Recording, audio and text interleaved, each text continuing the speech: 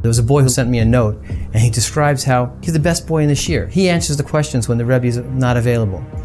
And he writes, imagine how I'm standing there on Yom Kippur thinking about the things I've read and the things I've seen, knowing I'm going to do it again.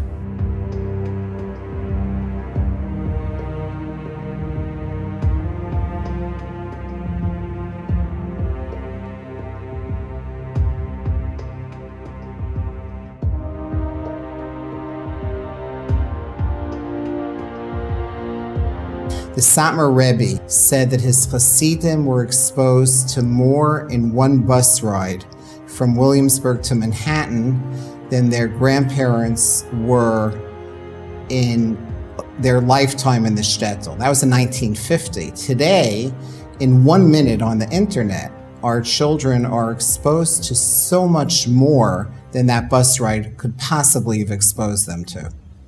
The average first exposure to pornography in children today is 11 years old. Children that are 11 years old are going home, doing homework, and usually by accident the first time, they're exposed to inappropriate content. They often wish they could rewind the clock because they say once they see it, these images come into their heads in a way that's very, very hard to get rid of. And it's tragic. It's really hurtful to see.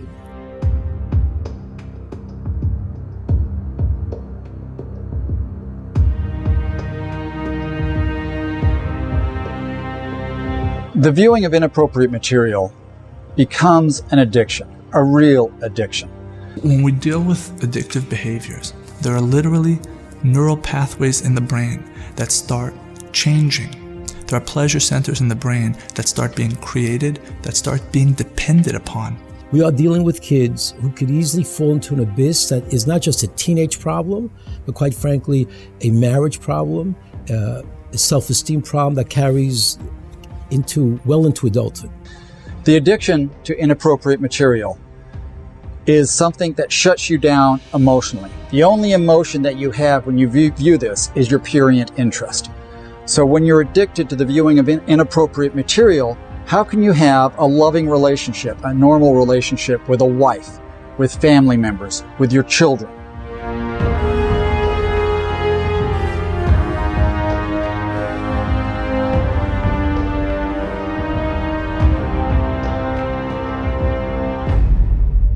Parents put these elaborate security systems on their houses to keep people out, and then they let everybody in through the computer. You would never allow your child to leave your tight-knit, safe community and go into a very depressed, rundown area. I once spoke in a yeshiva, and I asked for a couple of questions. I figured I'd get 1 or 2 brave students.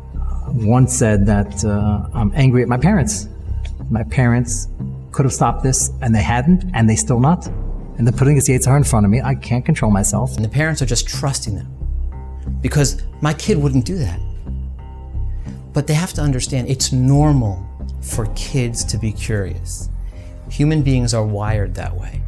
And if you put them in front of technology that is unlimited, they will be curious. People don't want to accept that their really good kid could get sucked into these dangers.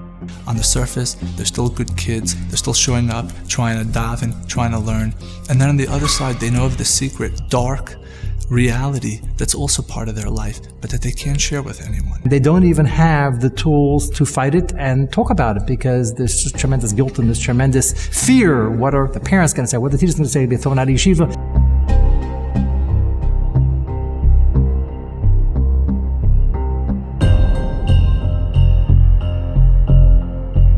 The internet pulls a kid in to thinking that they're totally private, that it's just them and the screen in a dark room with nobody watching, when in fact the audience is basically the whole world. Kids don't realize the content is forever and it's going to be there their whole life. Everything that you do and every button you've pushed ends up recorded permanently. You know how when you click that little agreement at the beginning of signing on to a service like Facebook, we don't even realize what we're clicking onto. They basically own the content. When you have a posting on Facebook, that becomes literally part of your permanent record that is hard to expunge later on. Once it's on the internet, once it's there, we don't know where it's gone. and it can easily come back to haunt you.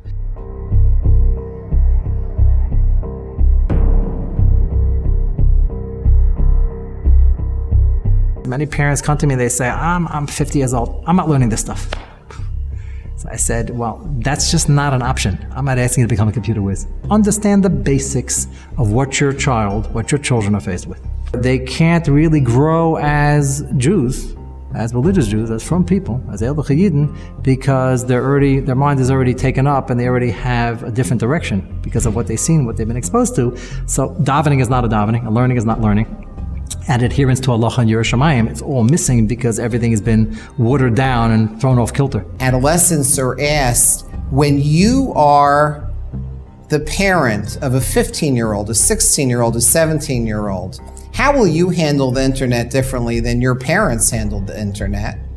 What's amazing to me is most kids say, I'm going to be much more strict. And a parent has this false sense of security, that my child's on the internet, have a filter, all is good. All is not good. Filters won't do it.